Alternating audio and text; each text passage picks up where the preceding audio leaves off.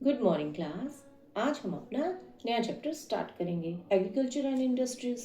Let's begin with introduction. India is an agriculturally rich country. 2/3 of its population is engaged in agriculture activities. Even nature has gifted us with rich fertile soil, enough water for irrigation, and suitable climate, which help in growing crops almost throughout the year. Now, come to the types of crops grown and productivity. The main crops produced in our country are cereals like rice, wheat, maize and millets. Fiber crops कौन कौन सी हैं? Cotton and jute.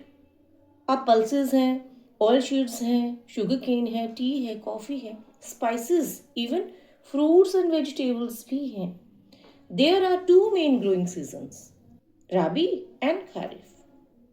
राबी में कौन कौन सी जो crops हैं वो उगाई जाती हैं उसके बारे में हम पढ़ेंगे, और खरीफ में कौन कौन सी. लेकिन फर्स्ट ऑफ ऑल हम ये जानेंगे कि राबी कौन सा सीजन है. राबी जो है विंटर सीजन में उगाई जाने वाली फसलें इंक्लूडेड हैं, और खरीफ में समर में उगाई जाने वाली. Okay, now rabi crops. The season begins in October and continues through winter months.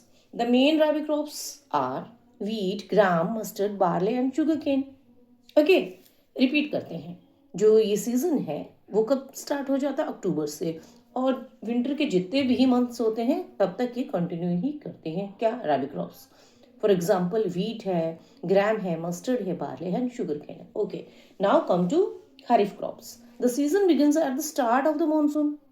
The crops are ready for harvesting when monsoon ends in October. और कौन कौन सी इसमें फसल होती है? राइस होते हैं, मिलेट्स है, मेज है, जूट है एंड कॉटन है. ये सारी की सारी खरीफ क्रॉप्स है.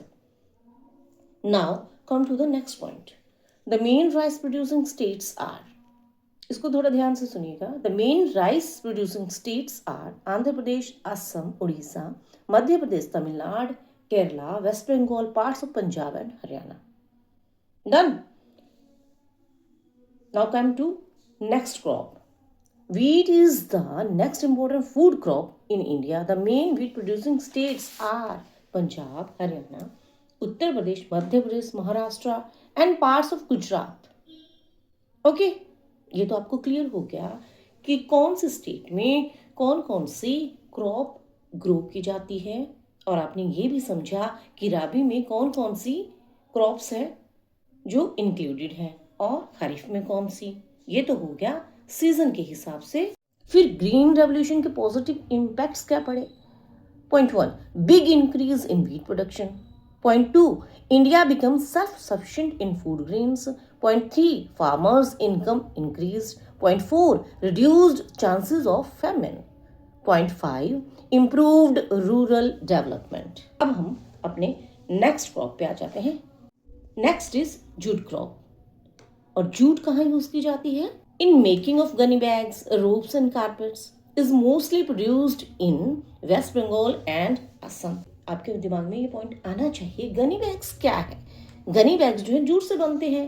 लेकिन कैसे होते हैं? इको फ्रेंडली, ड्यूरेबल भी होते हैं, कॉस्ट इफेक्टिव भी होते हैं, और ये जूट फाइबर से बनते हैं. नेक्स्ट टॉपिक जो हमारा रहेगा नेक्स्ट क्लास में वो रहेगा वेजिटेबल एंड फ्रूट प्रोडक्शन, क्योंकि हम इसी चैप्टर को कंटिन्यू करेंगे. Thank you class.